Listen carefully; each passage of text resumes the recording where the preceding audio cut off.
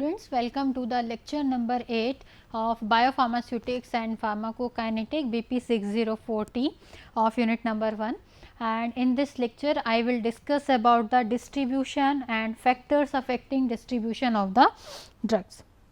In the previous lectures, I have discussed with you about the various terms related to the biopharmaceutics and the different mechanisms of the drug transport, that is the transcellular, intracellular and the vesicular transport, and after that I have discussed with you about the factors affecting the drug absorption and the absorption of drug by the known per OS oral extravascular routes. Okay. So, in this lecture I will be discussing about the distribution. Okay. Till now I have discussed about the absorption. Okay. Means whenever drug is administered, firstly it has to get absorbed into the blood, and after reaching the blood it has to get distributed or it has to get circulated in the body compartments. Okay. So, what do you mean by distribution? As the name indicate, it is related to the distribution of the drug between the whole body or between the one compartment to the another, and that compartments can be from the blood to the extravascular tissues. Okay. So, what is drug distribution?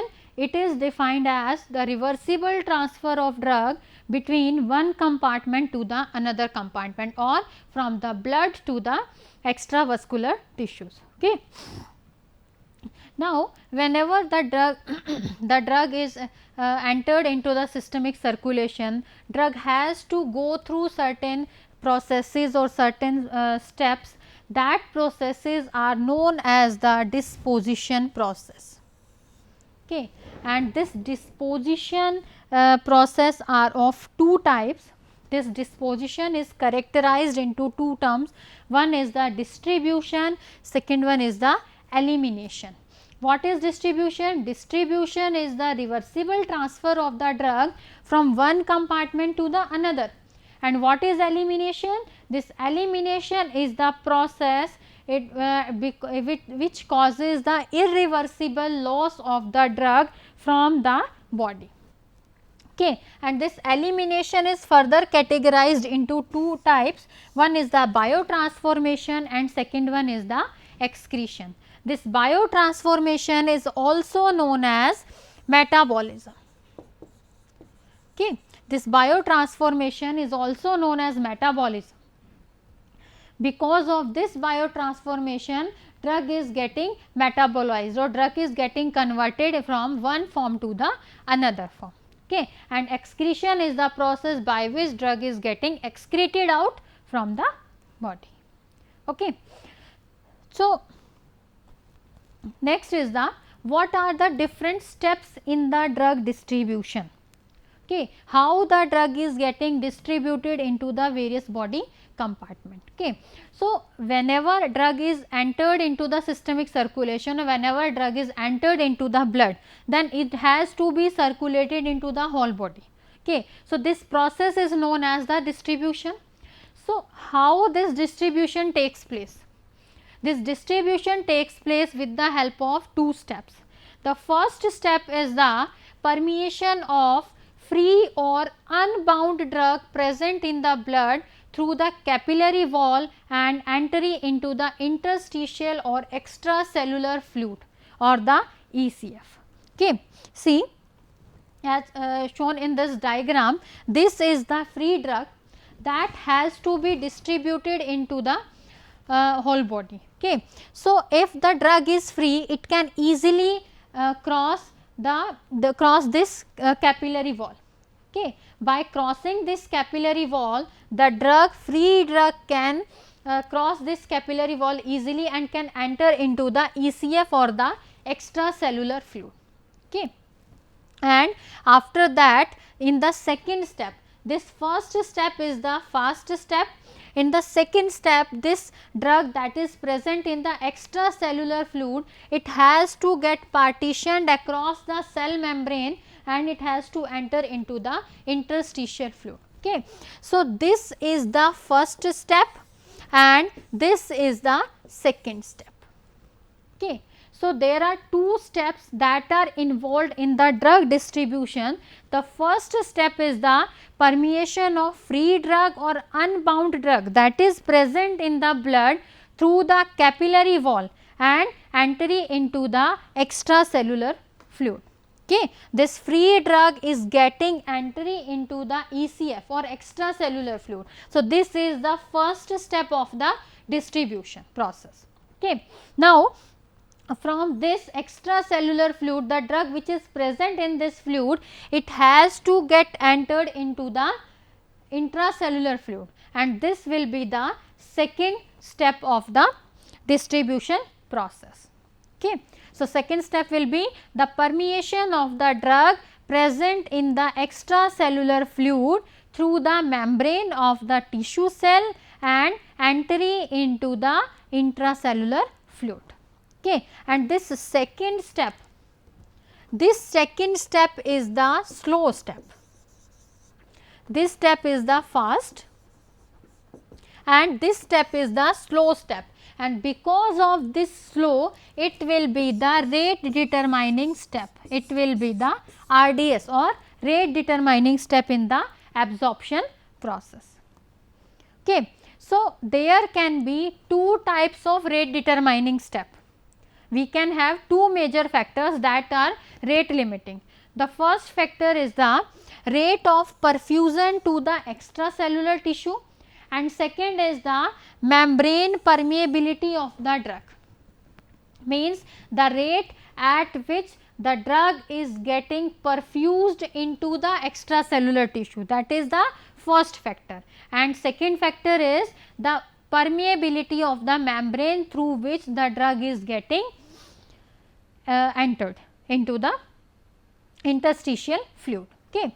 So, we are having different factors affecting distribution. As I have told you in the previous lectures about the factors affecting the drug absorption. In the factors affecting drug absorption, we can have the physicochemical properties of the drug substance, means the drug solubility, the dissolution of the drug, or the form of the drug, whether it is in polymorphic form or it is in pseudo polymorphic form, or it is having less particle size or higher particle size, or its lipophilicity of the drug, or the drug stability or stereochemical nature of the drug. These were the physicochemical properties of the drug substance that were affecting the drug absorption process. Okay.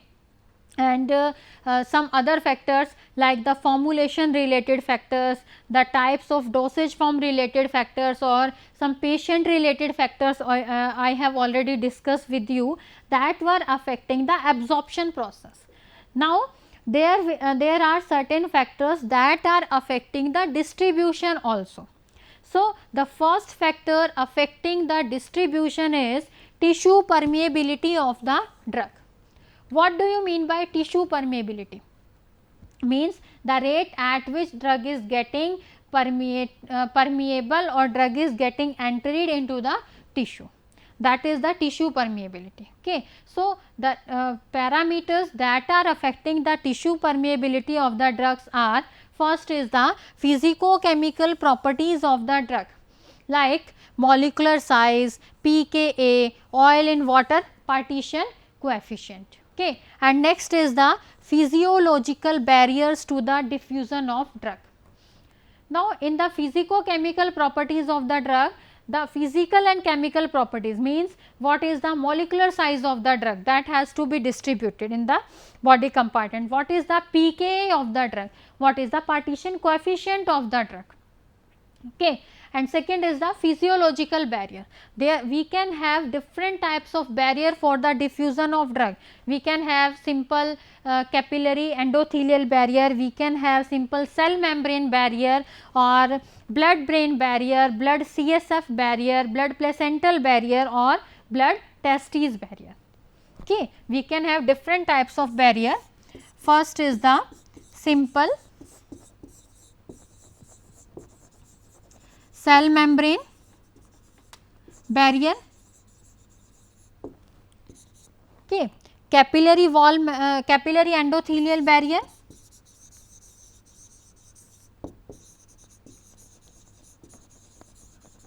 capillary endothelial barrier, BBB, that is blood brain barrier, blood CSF barrier,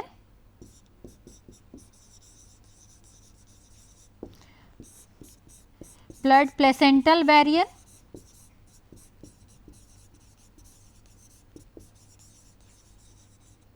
or blood testis barrier.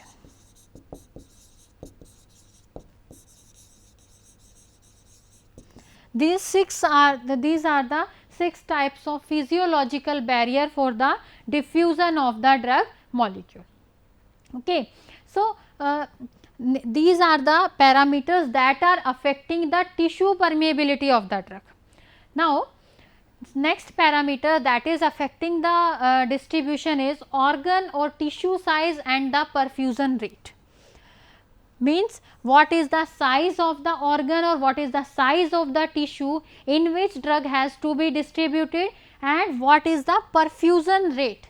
This perfusion rate is related to the rate of blood flow. Okay. Higher will be the perfusion rate of the drug in the organ or tissue, higher will be the distribution, means faster will be the distribution. Okay. Another parameter that is affecting the distribution is binding of drugs to the tissue component.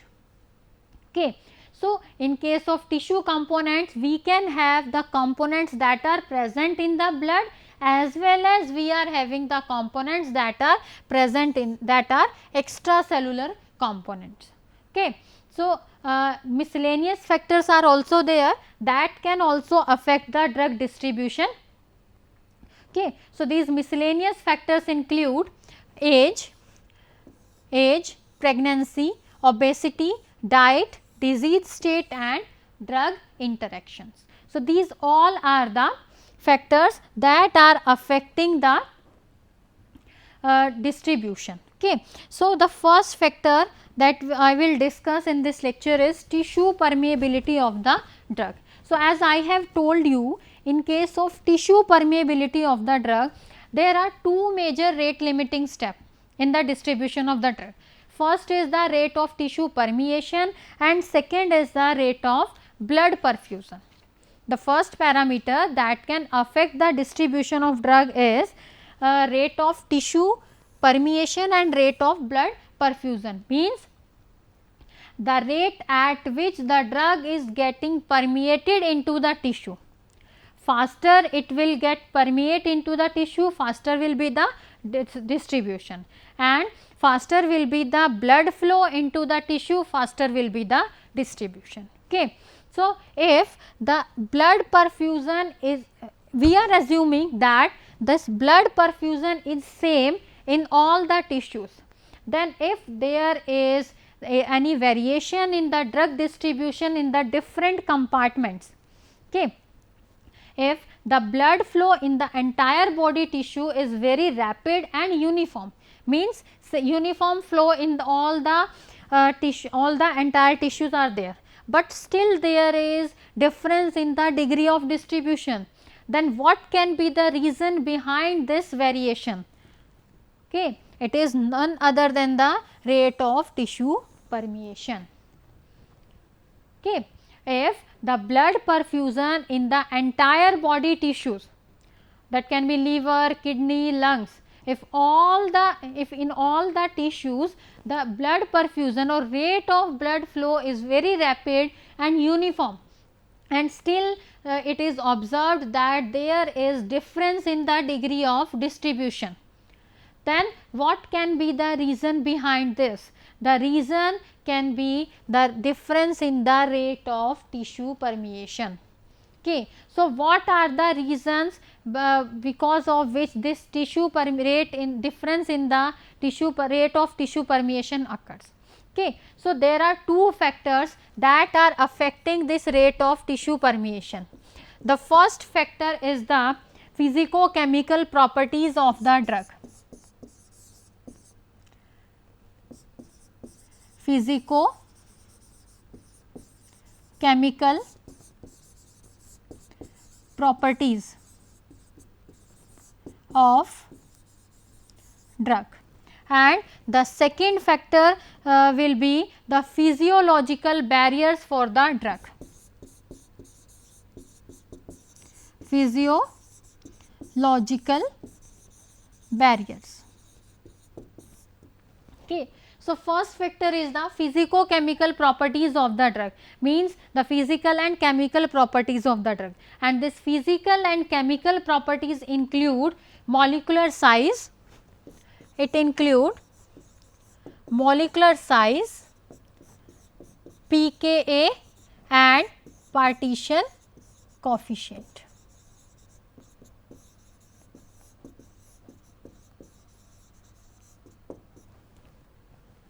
Okay. So, the first factor that can affect the tissue permeability is the molecular size. Okay. So, almost all the drugs that are having the molecular weight less than 500 to 600 daltons, that they can easily cross the capillary membrane. Okay. So, in that case that there will be no problem related to the permeability inside the tissues. Okay. But penetration of the drug from the extracellular fluid into the intracellular cell will be the function of molecular size, ionization constant and lipophilicity of the drug. See, I have told you about that there are two steps that are involved in the distribution of drug. In the first step the drug is moving from blood into the ECF, that is the extracellular fluid, and here the capillary wall will be there, and in the second step the distribution is from ECF to the intracellular fluid.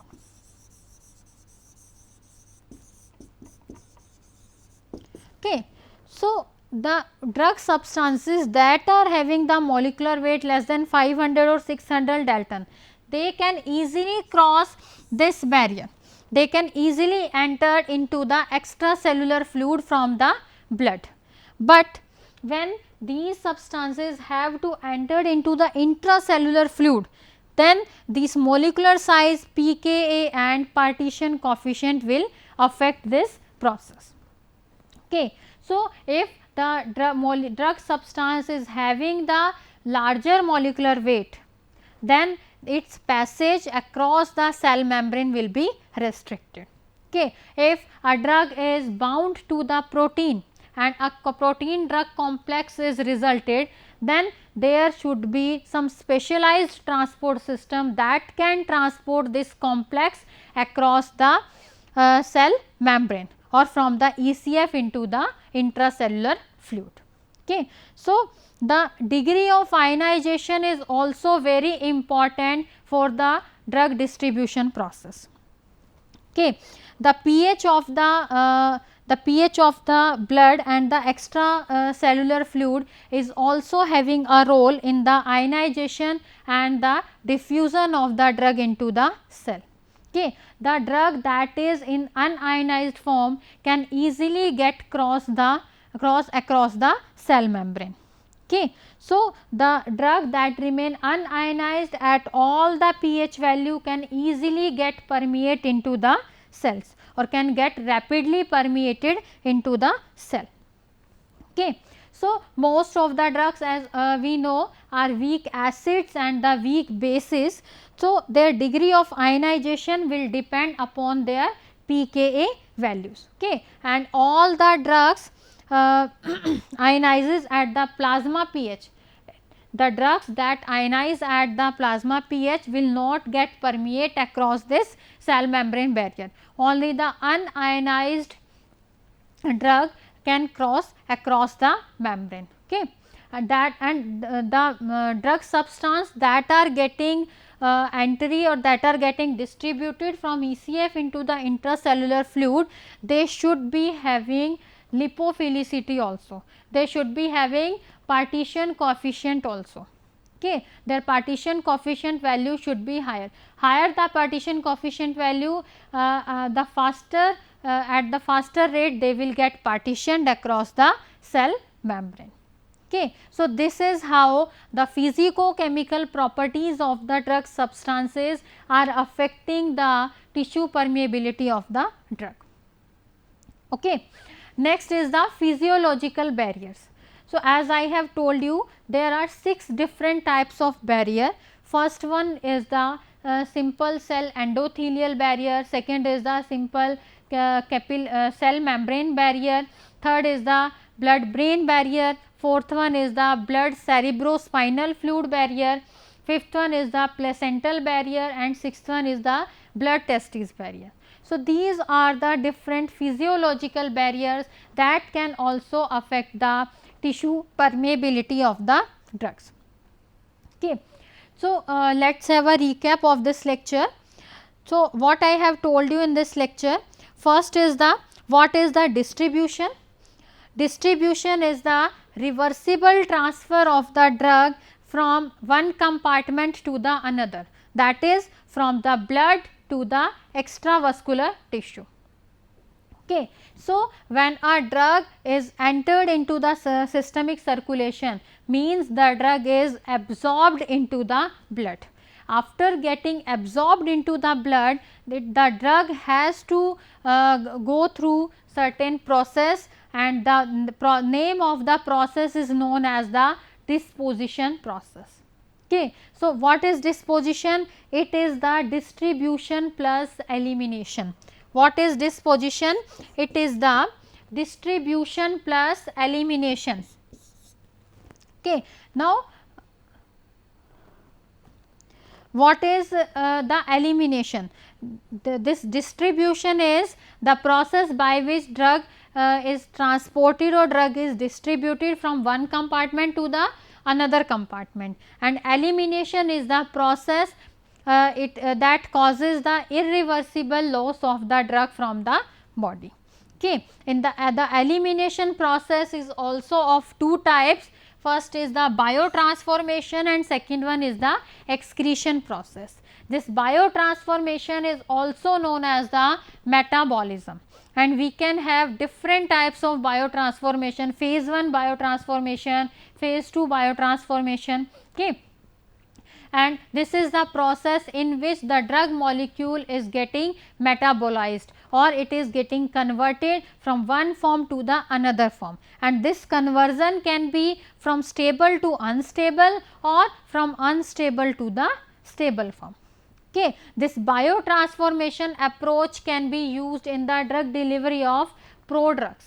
Okay. What is the prodrug? In case of prodrug, we are administering the inactive form of the drug, that after reaching into the body, they will get biotransformed or they will get metabolized, and they will get converted into their active form, and they will show their therapeutic effectiveness. Okay. Next is the excretion. So, excretion is the process by which the drug is getting eliminated from the body. Okay.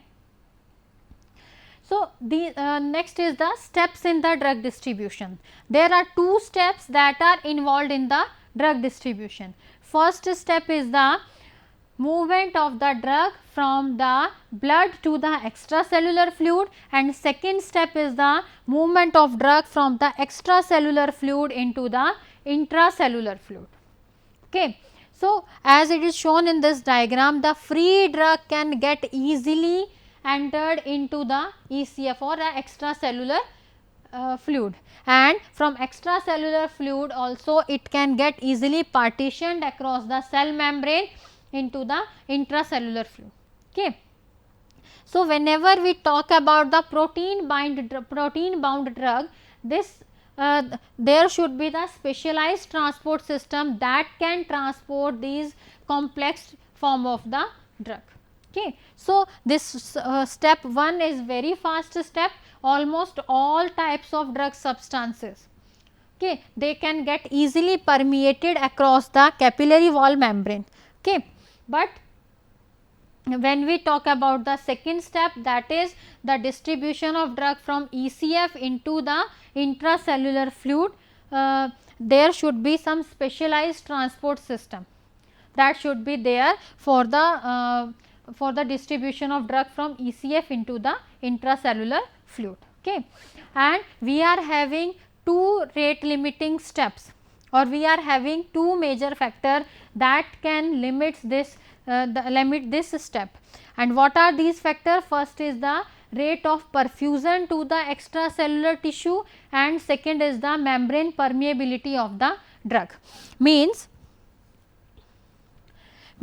what is the rate of perfusion into this extracellular fluid, this is the rate limiting factor. And what is the lipophilicity, or what is the membrane permeability across this membrane. These two factors are the major rate limiting factors that are affecting the drug distribution. Okay. So, factors affecting drug distribution includes tissue permeability of the drug, that include the physicochemical properties of the drug, for example, molecular size or degree of ionization or pKa value, dissociation constant value, or their oil in water partition coefficient value. And second factor is physiological barriers to the diffusion of drug, that includes simple cell membrane barrier, capillary endothelial barrier, blood brain barrier, blood CSF barrier, blood placental barrier, and the blood testes barrier. Okay. Another factor is the organ or tissue size and perfusion rate. The third factor is the binding of drugs to the tissue component, that includes binding of drug to the blood component, that can be the plasma proteins, or that can be the hemoglobin or carbonic anhydrase also. Okay. Another is the binding of drug to the extracellular components. Okay. Miscellaneous factors are also there that can affect the drug distribution, that can include age, pregnancy, obesity, diet, disease state, and drug interactions. And these drug interaction can be the displacement interaction, there can be allosteric changes, okay, that can affect the distribution. Thank you.